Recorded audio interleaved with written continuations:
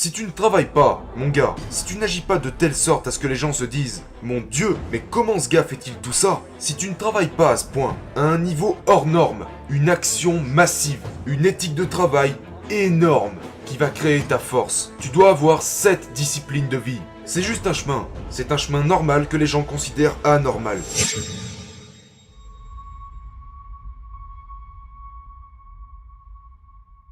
Aujourd'hui, je vais vous parler de succès. Succès, devoir, obligation, responsabilité. Si vous approchez le succès d'une quelconque autre manière, la plupart des gens pensent, eh bien, si l'économie fonctionne, je réussirai. Je réussirai quand cette chose arrivera. Si je gagne à la loterie, je réussirai. Écoutez, vous ne réussirez pas tant que vous ne l'exigerez pas. Ça ne marchera pas si vous ne l'affirmez pas. Si vous ne dites pas « c'est à moi, c'est important », vous ne réussirez pas. Je sais de quoi je parle, parce que je l'ai vécu. J'ai passé les 25 premières années de ma vie comme un spectateur, à regarder les autres réussir et à me demander pourquoi je n'y arrivais pas. Le succès est votre devoir, c'est votre obligation et votre responsabilité. Près de 90% des directeurs de vente disent qu'ils n'ont pas le temps. Et une fois encore, ça remonte à... Si vous saviez qu'il allait ajouter de l'argent à votre banque aujourd'hui, prendriez-vous le temps de le récupérer? Donc ils le feront, parce qu'ils prennent du temps pour les choses qui leur rapportent de l'argent. Si vous avez un client, espérons-le, si vous avez un client et que vous négociez un contrat avec ce client, et que vous avez un gros hamburger devant vous, j'espère vraiment que vous allez mettre le hamburger de côté pour travailler, parce que la priorité est de faire de l'argent. Dans le même sujet, ce directeur ne croit pas que les formations de vente se convertissent ou permettent de gagner plus d'argent. Donc il ne prend pas de temps pour ça. En fait, quand vous dites que vous n'avez pas le temps, ce que vous dites en réalité c'est « ce n'est pas ma priorité ». Parce que vous ne pensez pas que cela puisse vous rapporter de l'argent. Écoute, tu veux que ton éthique de travail soit si élevée que les gens t'admireront pour ça. Donc je vais te poser une question maintenant. Est-ce que les gens te connaissent-ils vraiment grâce à ton incroyable éthique de travail? Si tu ne peux pas répondre oui à cette question, mon gars, tu ne fais même pas partie du top des 10%. Tu dois arriver au sommet. Les gens doivent te connaître, pas parce que « Oh, c'est un bon vendeur. Oh, il est bon à ça. Oh, c'est un artiste. Oh, c'est un pianiste. Oh, il a écrit une super, tu sais, histoire. » Les gens ont besoin de te connaître pour une chose en priorité. Il travaille. Il produit. Le gars est là tous les jours. Le gars se met la pression et se pousse lui-même. Parce que la vérité est que, peu importe si vos idées sont bonnes, ou si vos compétences sont bonnes, si tu ne travailles pas, mon gars, si tu n'agis pas de telle sorte à ce que les gens se disent « Mon Dieu, mais comment ce gars fait-il tout ça ?» Si tu ne travailles pas à ce point, à un niveau hors norme, une action massive, une éthique de travail énorme qui va créer ta force, tu dois avoir cette discipline de vie. C'est juste un chemin. C'est un chemin normal que les gens considèrent anormal. Si vous ne travaillez pas à ce niveau-là, vous n'aurez rien. Bâtissez votre éthique de travail. L'éthique de travail. Renseignez-vous. La plus grande lutte était de contourner les gens qui disaient que je pourrais pas le faire.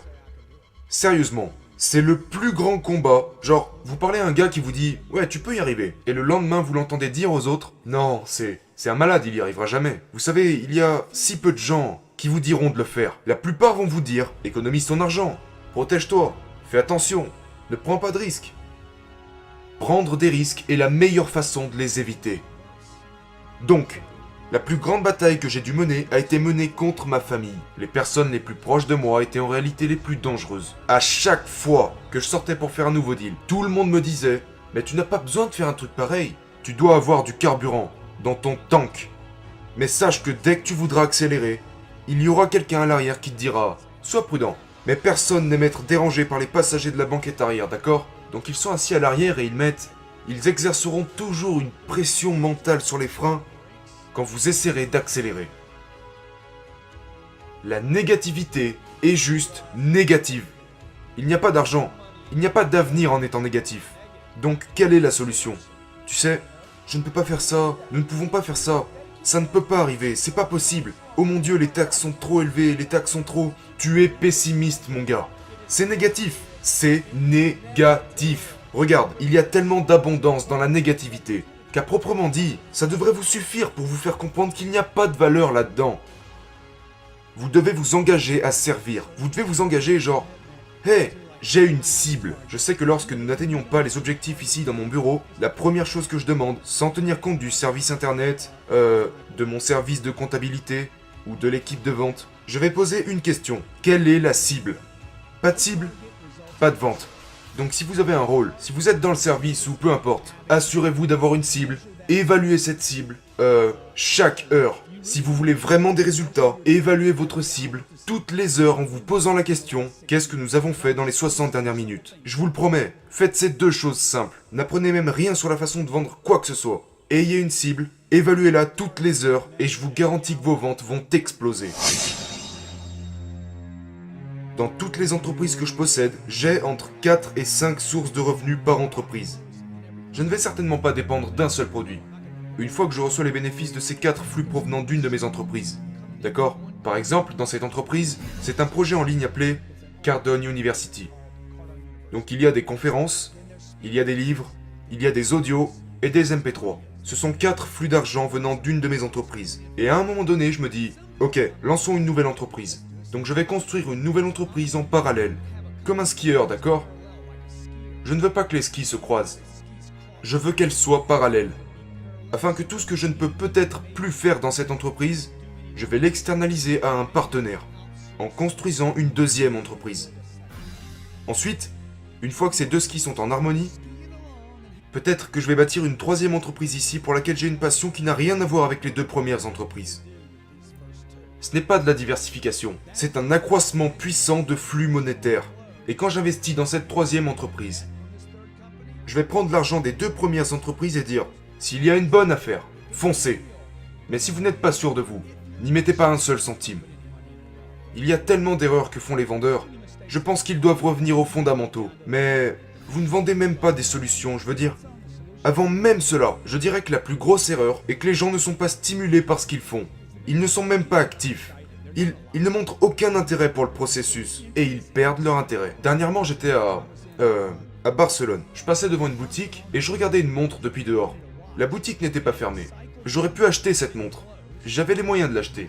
Donc je me promenais dans la boutique pendant mes vacances, et je regardais cette montre. Je savais exactement quelle montre je recherchais. Et quand je suis parti, ma femme m'a dit « Qu'aurait-il pu faire pour conclure la vente ?» Et j'ai dit qu'ils auraient pu continuer de croire qu'ils pouvaient me la vendre. Ils auraient pu garder cet état d'esprit. Ce que je veux dire par là, c'est que si vous n'êtes pas intéressé, si vous ne pensez pas pouvoir conclure une vente, vous ne vendrez rien. Donc la principale erreur que commettent les vendeurs et les gestionnaires dans leur boutique est qu'ils supposent faire des ventes à certains jours plutôt que d'autres. Je vais dans chaque opportunité, avec chaque client potentiel, chaque appel téléphonique, peu importe à quel point la vente peut être complexe ou ordinaire. J'ai la conviction que je peux vendre ce produit, ce jour-là, à tout moment. Exploitez votre potentiel, pas votre quota.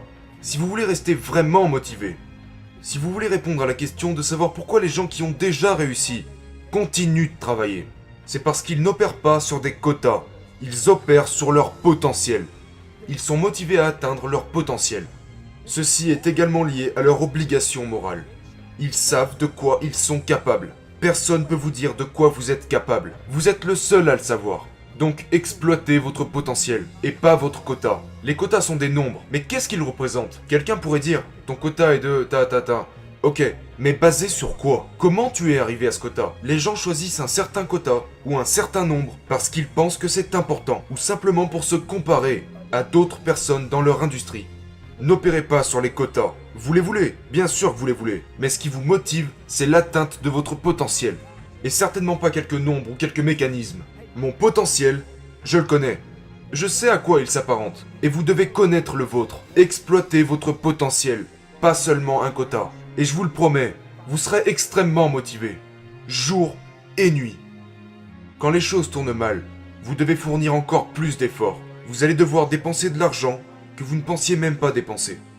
Mais accrochez-vous, restez dans la course. N'abandonnez pas, travaillez. D'accord? Je sais à quel point c'est dur. Je sais que c'est dur. Je sais qu'il y a des moments où vous vous dites « Mon Dieu, mais qu'est-ce que je suis en train de faire ?» Accrochez-vous et continuez de travailler.